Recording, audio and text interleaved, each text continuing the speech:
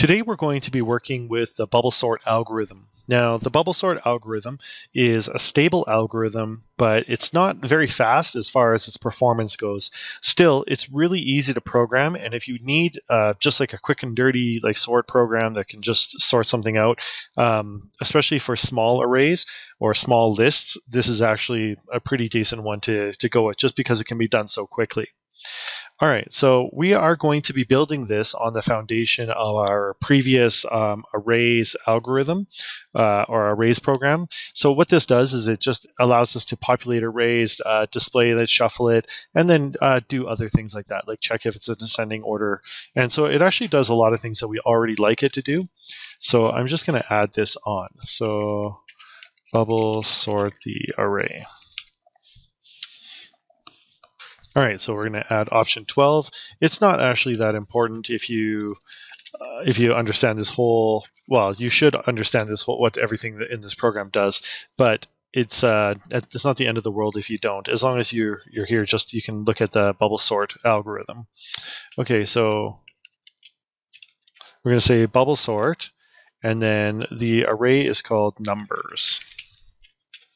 All right, so we're going to bubble sort the numbers array and getting a red line there because we don't have that method yet. Okay, so public static void bubble sort int array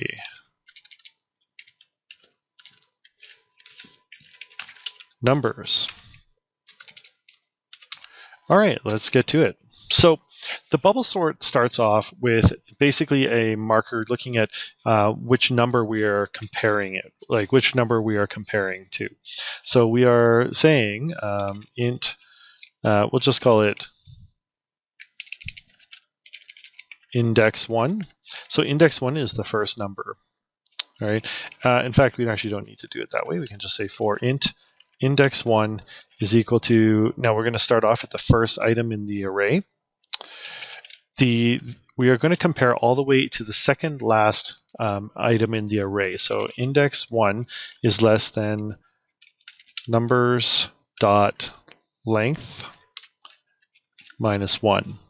Okay, so we are going to go down to the second last number in the array, and then we are going to index 1 is going to go up by 1 every time.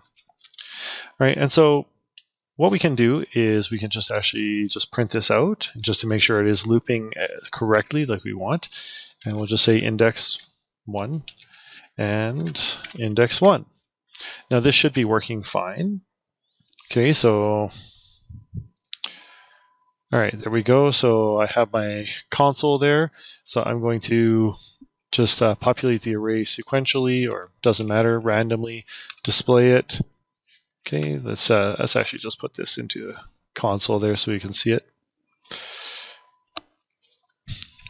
All right, and then we're just going to bubble sort, and it just should show, like, there we go. So the indexes go from 0, okay, which is correct, all the way to 98. And for a size 100 array, this is correct because the last number would be 99. Now, the reason why we don't have to go to 99 is because if the first 98 numbers are sorted, that means that you don't have, the last number must also be sorted. All right, so then what we're going to do is we are going to look at a comparison number. So we're going to say for int comparison is equal to index 1 plus 1, so the one after it. Okay, the comparison number is going to have to go all the way to the end of the list. Okay, and then the comparison plus plus.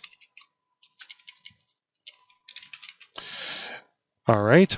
Now inside this, all we're going to do is just say, look, if the numbers at comparison, or let's look at it this way, the number at the index 1, let's just, because there's no index 2, let's just call it at the index. Okay, so if the numbers at index is greater than the comparison number, so numbers at comparison, so meaning that this number that we're comparing with is actually smaller than the number we're looking for, what we're going to do is just swap them. Okay, so Now, just to save a little bit of time, so we're not constantly creating a temporary variable over and over again, we're just going to create it outside there. So temp is equal to numbers at the index. Numbers at the index is equal to numbers at the comparison. And numbers at the comparison is equal to the temp. All right, and that should be it. All right, so let's take a look. Hopefully this works. So we'll populate the list randomly, display it, okay, and then choose to bubble sort and display again. And it almost worked. Oh, I know it did work actually. I got a little bit freaked out because it actually said 1 1. I forgot I populated it randomly, so there's going to be some duplication. So we have 1 1 there. All right, and then a 2, a 3, and then a pair of 4s. We can actually just test this by doing sequential. So let's go sequential display. Okay, we're going to shuffle display. So there's our sequential array just sorted or shuffled up.